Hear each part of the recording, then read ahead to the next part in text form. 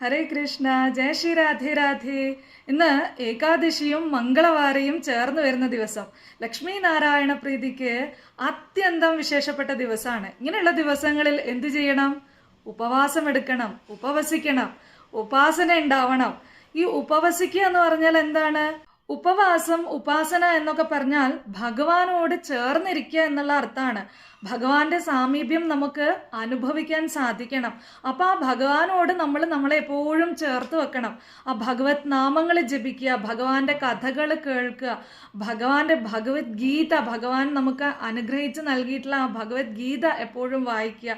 ഇങ്ങനെ ഭഗവാനോട് നമ്മൾ ചേർന്നിരിക്കുമ്പോൾ നമ്മുടെ ജ്ഞാനേന്ദ്രിയങ്ങളെയും കർമ്മേന്ദ്രിയങ്ങളെയും ഒക്കെ നമുക്ക് നിയന്ത്രിച്ചു നിർത്താൻ സാധിക്കും. അല്ലെങ്കിൽ ദുഃഖത്തിലേക്കും അശാന്തിയിലേക്കും ഒക്കെ നമ്മളെ നയിക്കും. അപ്പൊ അതിനു വേണ്ടിയിട്ടാണ് നമ്മൾ ഭഗവാനോട് ചേർന്നിരിക്കണം എന്ന് പറയുന്നത്. അതിനാണ് ഏകാദശി പോലുള്ള വ്രതങ്ങൾ എടുക്കണം എന്ന് പറയുന്നത്. ഈ ദിവസം സാധിക്കുന്നവർക്ക് ഭക്ഷണം കഴിക്കാതെ നിർജ്ജലമായിട്ടോ അല്ലെങ്കിൽ അല്പം ഭക്ഷണം കഴിച്ചുകൊണ്ടോ ഒക്കെ വ്രതം എടുക്കാവുന്നതാണ്. ഇനി അതിന് സാധിക്കാത്തവര്, ജോലിക്കൊക്കെ പോകുന്ന ആൾക്കാർക്ക് ഭക്ഷണം ഇല്ലാതെ വ്രതം എടുക്കാൻ സാധിക്കില്ല. അങ്ങനെയുള്ളവര് അങ്ങനെ വ്രതം എടുക്കാം, അവർക്ക് ഭക്ഷണം കഴിക്കാം. അത് കഴിക്കേണ്ടെന്നൊന്നും ഭഗവാൻ പറഞ്ഞിട്ടില്ല. അപ്പം ഭഗവാന്റെ സാമീപ്യം അനുഭവിക്കുക, ഭഗവാനോട് ചേർന്നിരിക്കുക എന്നുള്ളതിലാണ് കാര്യം. നമ്മൾ ഭക്ഷണം കഴിക്കാത്തതിലോ പഷ്ണി കിടക്കുന്നതിലോ അല്ല കാര്യം. അത് അവനവന്റെ ശാരീരികമായിട്ടുള്ള പ്രവർത്തനങ്ങൾക്കനുസരിച്ച് അതിനെ കണക്കാക്കാവുന്നതാണ്. ഇനിയൊരു ജന്മം ഉണ്ടെങ്കിൽ നല്ലൊരു ജന്മം കിട്ടണം. ആ ജന്മത്തിൽ ഭഗവാനെ ആരാധിക്കാനും ഭഗവത് പ്രവർത്തനങ്ങൾ കാഴ്ചവെക്കാനും സാധിക്കണം.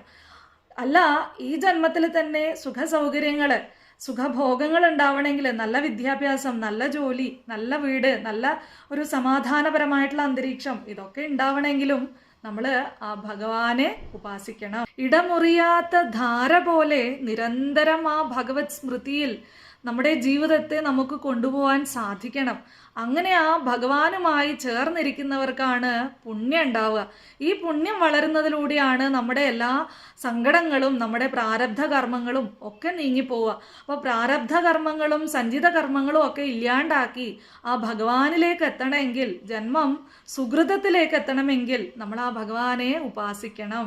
അപ്പോൾ ഭക്ഷണം നിയന്ത്രിച്ചുകൊണ്ട് ആ ഭഗവത് ചിന്തയിൽ ഏതൊരു കർമ്മം ചെയ്യുമ്പോഴും ഭഗവാനുള്ള അർച്ചനയായിട്ട് ആ കർമ്മങ്ങളെല്ലാം ഭഗവത് പാദങ്ങളിൽ സമർപ്പിച്ചുകൊണ്ട് കാണുന്നതിലും കേൾക്കുന്നതിലും എല്ലാം ആ ഭഗവാനെ കണ്ടുകൊണ്ട് നമുക്ക് ജീവിക്കാൻ സാധിച്ചാൽ നമ്മുടെ ഓരോ ദിവസവും ഭഗവാൻ സുന്ദരമാക്കി തരും.